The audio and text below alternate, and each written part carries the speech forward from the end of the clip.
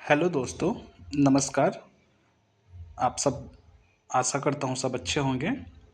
आज का मेरा इस चैनल में मैं आप लोग के साथ एक टॉपिक पे बात करना चाहता हूँ, जिसमें हम देखेंगे कि हम एक बैंक से दूसरे बैंक में पैसा कैसे ट्रांसफ़र कर सकते हैं और हमारे पास पैसा ट्रांसफ़र करने का क्या-क्या माध्यम अवेलेबल है आज के टाइम में। तो जैसे कि आप सबको पता है, सभी कस्टमर लोग का आज के डेट में कोई ना कोई बैंक में सभी का अकाउंट अवेलेबल रहता है। कोई भी बैंक में अकाउंट रहे, कस्टमर लोग का बैंक में सबसे क्या रहता है, बैंक का एक अकाउंट रहता है।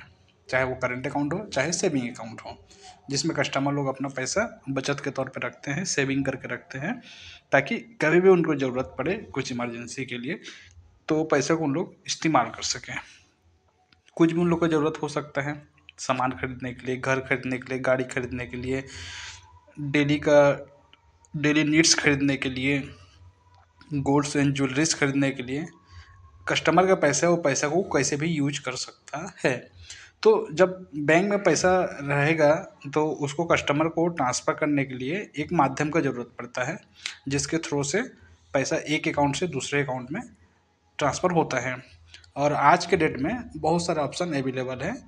और जैसे कि आज के डेट में पूरा डिजिटल इंडिया के ज़माने में पूरा बैंकिंग सिस्टम पूरा डिजिटलाइज हो चुका है। आज के डेट में पैसा ट्रांसफ़र करना एक जगह से दूसरा जगह कोई बहुत बड़ी बात नहीं रहा। नहीं तो पहले के टाइम में फॉर्म भरो, उसके बाद कैश काउंटर में जाकर लंबी लाइन में खड़ा रहो, एक काउंटर से वो काउंटर आप भटकते रहो, तब जाके आपको पैसा मिलेगा। आपको उस टाइम पुराने ज़माने में क्या है, लिमिट सेट रह जाता था कि आप इससे ज़्यादा पैसा विथड्रॉ नहीं कर सकते थे। लेकिन आज के डेट में वो सब ज़माना हट गया है, पूरा डिजिटलाइज हो गया है, बैंकिंग पूरा मोबाइल में शिफ्ट हो चुका है। सब लोग मोबाइल ऐप के थ्रू से पैसा ट्रांसफ़र करते हैं, एक सेकंड में, विदिन सेकंड में आप पैसा किसी को भेज सकते हो। तो इसमें जैसे हम देखते हैं, फंड ट्रांसफ़र करने के लिए सबसे पहले अकाउंट कस्टमर जो भी करेगा, उसके पास तो सबसे पहले अकाउंट होना चाहिए। अकाउंट, बैंक अकाउंट, कोई भी बैंक में अकाउंट रहे चलेगा, चाहे वो प्राइवेट हो, चाहे सरकारी हो, कोई भी बैंक में रहें, एक कस्टमर का बैंक में अकाउंट रहना मैंडेटरी है। बिना अकाउंट के हम पैसा एक अकाउंट से दूसरे अकाउंट में पैसा ट्रांसफ़र नहीं कर सकते। तो मैं आपको आज बताऊंगा कि हम लोग के पास फंड ट्रांसफ़र करने का कितने सारा ऑप्शन अवेलेबल है आज के डेट में, और उसके बाद मैं एक टॉपिक आपको डिटेल से बता दूंगा। फिर आगे चल के हम लोग बाकी जो और 3 जो रहेगा, उसको हम लोग अगले वीडियोज़ में चर्चा करेंगे। तो दोस्तों, जैसे कि मैं बताया था अभी, हम लोग के पास आज के डेट में 4 पॉपुलर फंड ट्रांसफ़र करने का ऑप्शन अवेलेबल है, बैंकों के पास और पब्लिक के पास। तो उसमें से मैं आप लोग को बता दे रहा हूँ। एक ऑप्शन है जिसका नाम है एनईएफटी, और सेकंड है आरटीजीएस, और ये थर्ड नंबर में हम लोग का आईएमपीएस, और फोर्थ नंबर में है सबका चाहिदा और सबसे ज़्यादा पॉपुलर यूज होने वाला, सबका पसंदीदा और हमेशा साथ देने वाला यूपीआई, जिसको यूपीआई का हम लोग सब लोग जानते हैं, फ़ोनपे, गूगल पे, यूपीआई का है, सब्जी खरीदने चले गए तो यूपीआई, क्यूआर कोड से पेमेंट कर दे रहे हैं, मोबाइल नंबर से पेमेंट कर दे रहे हैं, 10 रुपये के चाय पिए तो भी यूपीआई के थ्रू से पेमेंट कर सकते हैं। तो हम लोग के पास आज के डेट में 4 टेक्नोलॉजी, 4 माध्यम है पैसा ट्रांसफ़र करने के लिए, एक बैंक से दूसरे बैंक में अकाउंट में पहुंचने के लिए। और इस सब सर्विस में क्या होता है, पैसा तुरंत ट्रांसफ़र हो जाता है, तुरंत। जैसे यहाँ से हम क्लिक करें, अगले खाता में पैसा पहुंच जाएगा विदिन सेकेंड। तो इसमें से मैं आज आप लोग के साथ में एक टॉपिक में हम लोग चर्चा करेंगे एनईएफटी के बारे में, कि भाई एनईएफटी आखिर होता क्या है, उसके बारे में पूरा डिटेल्स में जानेंगे, वो काम कैसे करता है, उसका डिटेल्स क्या है, उसका फुल फॉर्म क्या है, कब शुरुआत हुआ था, उसमें हम कितना पैसा भेज सकते हैं, कौन सा बैंक में उसको फॉर्म कैसे भरा जाता है, सभी डिटेल्स में हम उसमें जानेंगे। उसके बाद जब मेरा नेक्स्ट वीडियो आएगा, तो उसमें हम लोग आरटीजीएस, आईएमपीएस, यूपीआई का ये सब धीरे धीरे ये सब करके मैं आपको बताऊँगा। लेकिन अभी डेट में हम एनईएफटी के बारे में पूरा डिटेल्स में जानेंगे। तो दोस्तों, यहाँ पे हम देखेंगे, हम लोग का सबसे पहला जो हम लोग का फंड ट्रांसफ़र करने का ऑप्शन जिसके बारे में हम लोग चर्चा करेंगे, उसका नाम है नेफ्ट। शॉर्टकट में बोलते हैं उसको नेफ्ट, एनईएफटी भी बोलते हैं, नेफ्ट भी बोलते हैं, जिसका फुल फॉर्म है भाई, नेशनल इलेक्ट्रॉनिक्स फंड ट्रांसफ़र। क्या है, नेशनल इलेक्ट्रॉनिक्स फंड ट्रांसफ़र। तो इसमें देखेंगे फंड ट्रांसफ़र इसमें काम कैसे करता है। एनईएफटी फंड हम सिर्फ इंडिया में ही इसको यूज कर सकते हैं। इंडिया में हम हमारे जैसे इंडियन एनईएफटी का सिस्टम सिर्फ इंडिया में ही चलेगा। हम इसके थ्रू हम बाहर पैसा भेज नहीं सकते हैं। इसके थ्रू हम बाहर पैसा भेज नहीं सकते, क्योंकि ये हमारा सिर्फ इंडिया के लिए है। हम इंडिया के कोई भी स्टेट में पैसा इसके थ्रू हम भेज सकते हैं। तो इसमें क्या है, हम जैसे कोई भी कस्टमर है, मान लो जाए एक कस्टमर है ए और एक कस्टमर है बी। अब ए को बी कस्टमर को पेमेंट करना है, तो सबसे पहले क्या करेगा, कस्टमर का उसका बेनिफिशियरी डिटेल्स बोलते हैं। कस्टमर का बेनिफिशियरी डिटेल्स ज़रूरत पड़ेगा सामने वालों को पैसा ट्रांसफ़र करने के लिए। तो कस्टमर का नाम, उसके बाद वो कस्टमर का कौन सा बैंक में अकाउंट है, और बैंक का account number, IFSC code number, customer का नाम, इतना सब डिटेल्स लगता है। और जैसे एनईएफटी जो है आरबीआई के द्वारा स्टार्ट किया गया था 2005 में, और आज तक से ये चल रहा है। बहुत अच्छा सर्विस है। पहले इसका एनईएफटी में फ़ंड ट्रांसफ़र करने का एक टाइम था कि भाई 4-5 बजे के बाद आप इसमें ट्रांसफ़र एनईएफटी नहीं कर सकते थे। लेकिन अब क्या है, एनईएफटी 24/7 365 डे अवेलेबल हो गया है। 365 दिन, साल का पूरा, कभी भी आप इसको एनी टाइम एनीवेयर, कोई भी जगह कहीं भी कैसे भी इसमें आप पैसा ट्रांसफ़र कर सकते हो। लेकिन एनईएफटी में पैसा ट्रांसफ़र करने का बहुत लोग लिमिट पूछते हैं कि भाई हम एनईएफटी में पैसा कितना ट्रांसफ़र कर सकते हैं, ठीक है, इतना ज़्यादा कर सकते हैं क्या, इससे कम कर सकते हैं क्या। तो मैं एक बात बताना चाहता हूँ, एनईएफटी एक ऐसा सर्विस है जिसमें पैसा ट्रांसफ़र करने का ना तो कोई अपर लिमिट है और ना ही कोई मैक्सिमम लिमिट है। भाई आप चाहो तो 1 रुपये से लेकर 10 लाख तक, 50 लाख तक पैसा ट्रांसफ़र कर सकते हो। लेकिन जनरली आजकल सब बैंक वाले इसमें एनईएफटी अगर कोई करना चाहता है तो उसे 2 लाख तक, 1,99,000 या 2 लाख तक उसको एनईएफटी करने देते हैं। 2 लाख से जो ज़्यादा पैसा होता है फिर उसके लिए आरटीजीएस आ जाता है। तो जनरली बैंकों में 2 लाख के अगर अंडर कोई अमाउंट है तो इसमें हम लोग एनईएफटी कस्टमर लोग ज़्यादातर यूज करते हैं। और इसमें जैसे एनईएफटी में जैसे एक चीज़ और बेनिफिट इसमें क्या है, पैसा जैसे कोई ट्रांसफ़र करेगा तो इसमें क्या है, पैसा तुरंत एक जगह से दूसरी जगह ट्रांसफ़र नहीं होता है। इसमें क्या है, पैसा ट्रांसफ़र होने में थोड़ा टाइम लगता है। जैसे 2 घंटे के अंदर में ये पैसा सेटल होके बेनिफिशियरी के अकाउंट में पैसा डिपॉजिट हो जाता है, ठीक है। और तो इसमें जैसे देखेंगे इस 2 घंटे के अंदर जो है सेटलमेंट हो जाएगा। तो इसमें क्या है, अगला आदमी का पैसा अपना चेक कर सकता है। और जैसे एनईएफटी आप जैसे ट्रांजेक्शन करोगे, इनकेस अगर कोई ट्रांजेक्शन फेल हो गया, आप जैसे एनईएफटी में पैसा ट्रांसफ़र करोगे, जैसे आपका पेमेंट सक्सेसफुल हो जाएगा, आपको उसके क्या है, एक तो यूटीआर नंबर बोल के नंबर जनरेट होता है। सब बैंक का अलग अलग रहता है। अगर इनकेस अगर पैसा फेल्ड हो गया, पैसा ट्रांसफ़र नहीं हो पाया, पैसा आपका रिटर्न आ गया, तो उस कंडीशन में क्या होता है, आपको जो नंबर जनरेट रहता है वो नंबर के थ्रू से आप उसको फिर से बैंक में जाकर ट्रैकिंग कर सकते हो। उसको ऑनलाइन में ट्रैकिंग कर सकते हो कि भाई पैसा क्यों फेल्ड हो गया, पैसा अगर गया है तो कब तक आ जाएगा। वो यूजुअली वो सेटलमेंट हो जाता है। तो आपको जो एक नंबर मिलता है उसको यूटीआर नंबर बोलते हैं, ठीक है। यूटीआर नंबर के थ्रू जो मिलेगा उसके थ्रू से आप उसको कहीं भी ट्रैकिंग कर सकते हो।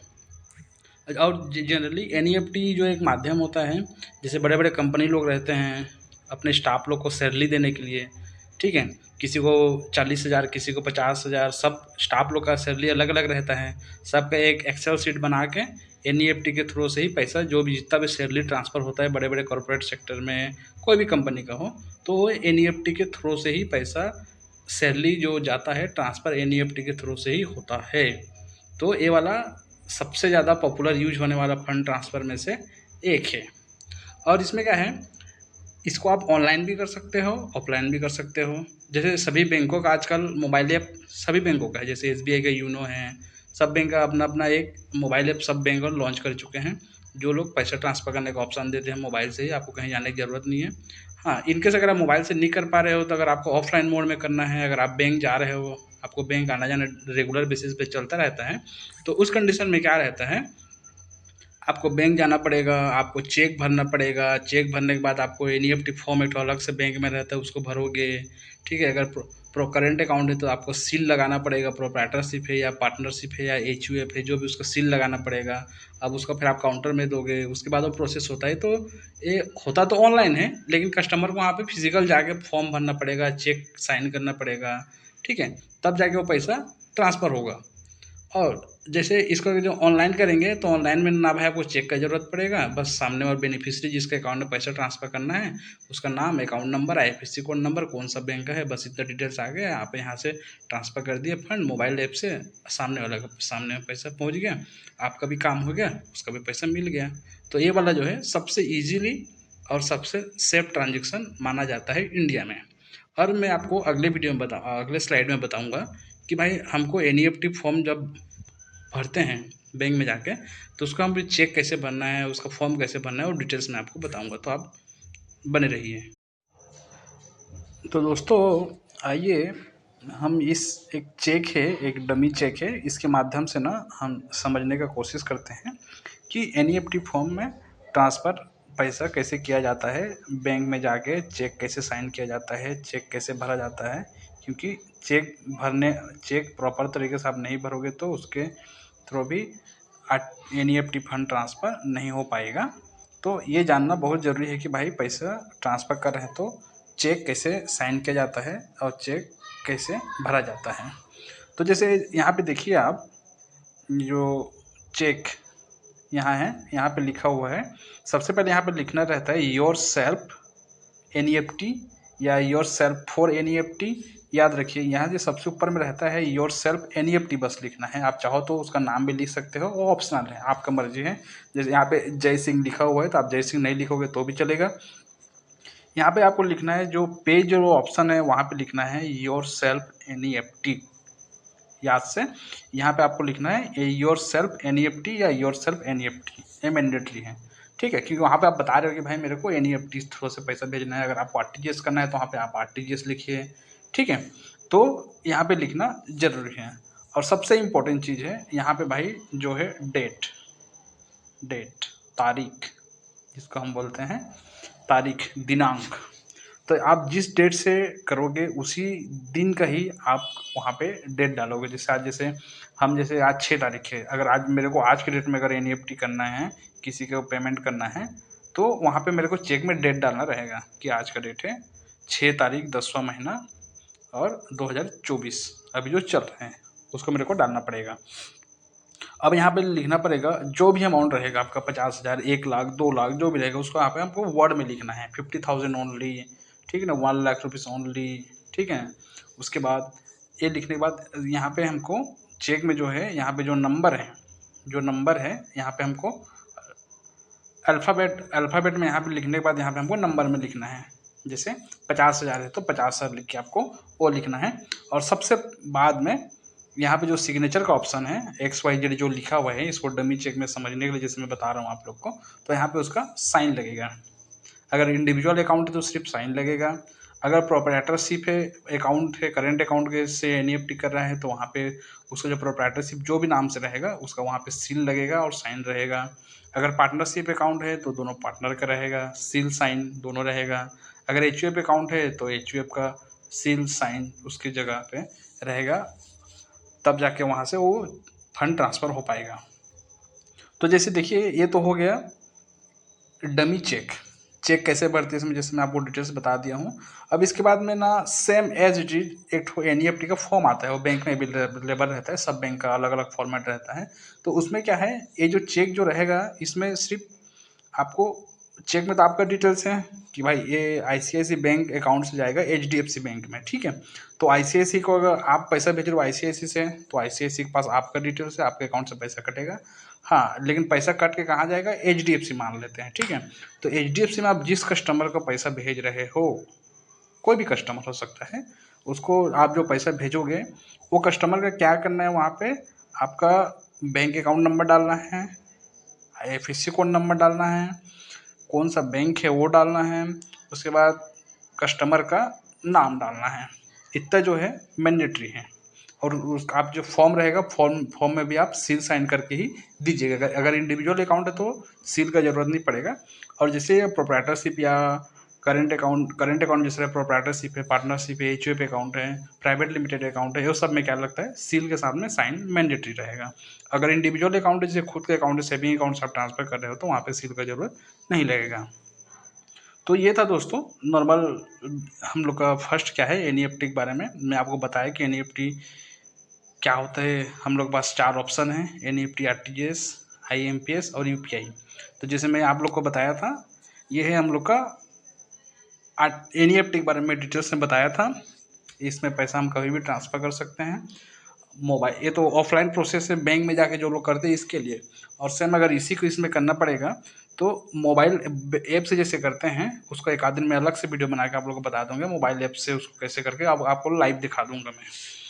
तो ये रहा दोस्तों, इतना ही था एनईएफटी के बारे में डिटेल्स में। आशा करता हूँ आप लोग को समझ में आया होगा और डिटेल्स में बताया हूँ। मेरे को जितना नॉलेज है, मैं जितना जानकारी था एनईएफटी के बारे में, बहुत लोग कन्फ्यूज होते हैं। तो आशा करता हूँ मेरे वीडियो के माध्यम से अगर किसी को कोई डाउट रहेगा तो आप मेरे को कमेंट्स में बिल्कुल बता सकते हैं।